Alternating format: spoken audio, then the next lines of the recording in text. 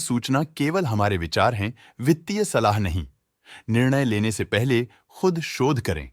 किसी भी लाभ या हानि के लिए हम उत्तरदायी नहीं हैं। आज हम देख रहे हैं लार्सन एंड ट्यूब्रो लिमिटेड के 2024-25 Q4 की consolidated financial performance. Starting with the sales, पिछले क्वार्टर से सेल्स में 15% का इंक्रीज हुआ है, मगर कंपनी ने पिछले साल के मुकाबले 11% का सेल्स इंक्रीज रिपोर्ट किया। Expenses 15% quarter on quarter increase हो गए हैं, जो साल भर के 12.5% के राइज के साथ अलाइन करता है।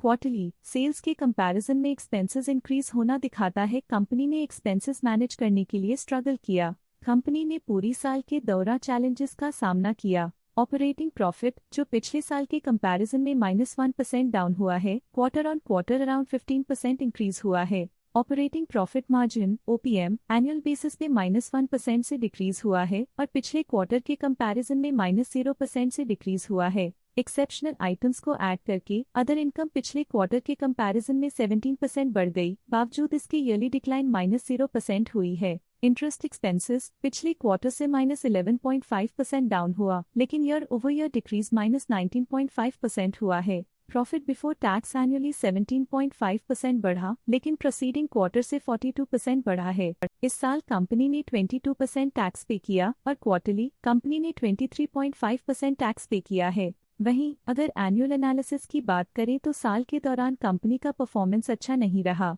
नेगेटिव नेट प्रॉफिट का मतलब है कि कंपनी प्रॉफिट के कंपैरिजन में नुकसान उठा रही है। अर्निंग्स पर शेयर EPS में साल भर में 8% का इंक्रीज देखा गया, लेकिन क्वार्टरली में 63.5% की बढ़ोतरी भी नजर आई। इस क्वार्टर में कंपनी का EPS काफी अच्छा रहा।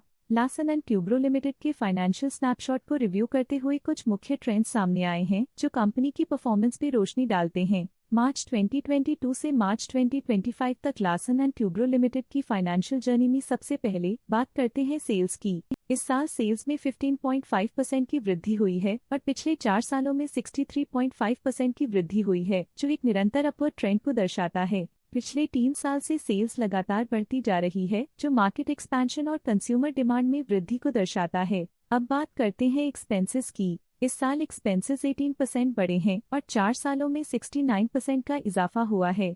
इस साल हालांकि एक्सपेंसेस सेल्स से थोड़ा ज्यादा बढ़े हैं, मगर ग्रोथ रेट्स का करीब होना स्टेडी ऑपरेशनल कॉस्ट को दर्शाता है। इस साल ऑपरेटिंग प्रॉफिट -6% कम हुआ, लेकिन पिछले 4 सालों में 21.5% का इजाफा हुआ है। इस साल ऑपरेटिंग प्रॉफिट में कमी आई है, लेकिन पिछले 2 साल की वृद्धि रेजिलियंस को दर्शाता है, जो एक अस्थायी मार्केट को संकेत करता है। इस साल नेट प्रॉफिट में -26% की गिरावट हुई, लेकिन पिछले 4 सालों में 10.5% की बढ़ोतरी हुई है, जो कंपनी की मजबूती दिखाता है। इस साल नेट प्रॉफिट में आई कमी के बावजूद पिछले सालों में हुई पॉजिटिव वृद्धि एक अस्थायी मार्केट एडजस्टमेंट को दर्शाता है। इस साल EPS ने ऊंचाइयों को छुआ है 16% की वृद्धि के साथ, जो पिछले 4 सालों में 77% की मजबूत वृद्धि पर आधारित है। पिछले 3 साल से अर्निंग्स पर शेयर EPS में लगातार इजाफा हुआ है, जो प्रॉफिट ग्रोथ को मजबूती देते हुए शेयर होल्डर वैल्यू को बढ़ा रहा है। चलिए अब बात करते हैं शेयर होल्डिंग पैटर्न की। लार्सन एंड ट्यूब्रो की शेयर होल्डिंग रिपोर्ट्स कुछ इस प्रकार की हैं, जो अननोन 2025 के तक चलता है।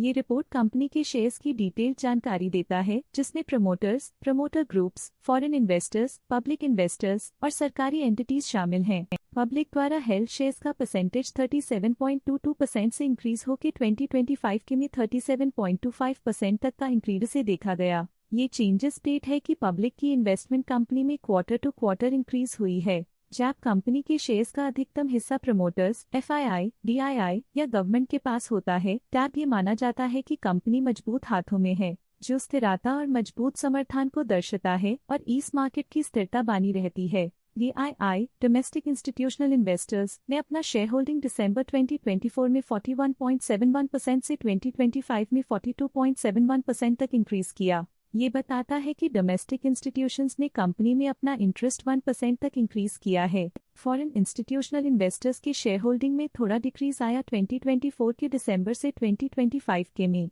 जो दिखाता है कि फॉरेन इंस्टीट्यूशंस ने अपने स्टेक को क्वार्टर टू क्वार्टर -1.03 से डिक्रीज किया है, जिसे पता चलता है कि उन्होंने अपनी इन्वेस्टमेंट्स को पुल बैक किया है। ये था कंपनी का करंट शेयर होल्डिंग पैटर्न। अब नजर डालते हैं लार्सन एंड ट्यूब्रो के स्टॉक रिकमेंडेशन पे। लॉटस स्टॉक का करंट प्राइस 3692.55 रुपीस चल रहा है। प्रभुदास लिल्लाधर ने स्टॉक की बाय रिकमेंडेशन दी थी। उन्होंने स्टॉक का टारगेट प्राइस 4025 का अनुमान लगाया था। रिकमेंडेशन के समय स्टॉक का प्राइस 3567.2 चल रहा था, जो करंट प्राइस से 16.7% अप है। असित सी मेहता ने स्टॉक की बाय रिकमेंडेशन दी थी। उन्होंने स्टॉक का टारगेट प्राइस 4565 का अनुमान लगाया था। रिकमेंडेशन के समय स्टॉक का प्राइस 3608 चल रहा था, जो करंट प्राइस से 24.4% अप है। शेर खान ने स्टॉक की बाय रिकमेंडेशन दी थी। उन्होंने स्टॉक का टारगेट प्राइस 4550 का अनुमान लगाया था। रिकमेंडेशन के समय स्टॉक का प्राइस 3640.65 चल रहा था, जो करंट प्राइस से 25% अप है। LKP सिक्योरिटीज लिमिटेड ने स्टॉक की बाय रिकमेंडेशन दी थी। उन्होंने स्टॉक का टारगेट प्राइस 4070 का अनुमान लगाया था। रिकमेंडेशन के समय स्टॉक का प्राइस 3575.4 चल रहा था, जो करंट प्राइस से 7.9% अप है। आज के लिए फाइनेंशियल सेक्टर में इतना ही। देखने के लिए धन्यवाद। स्टॉक लेटेस्ट न्यूज अपडेट के लिए चैनल को सब्सक्राइब करें और वीडियो को लाइक एंड शेयर करें।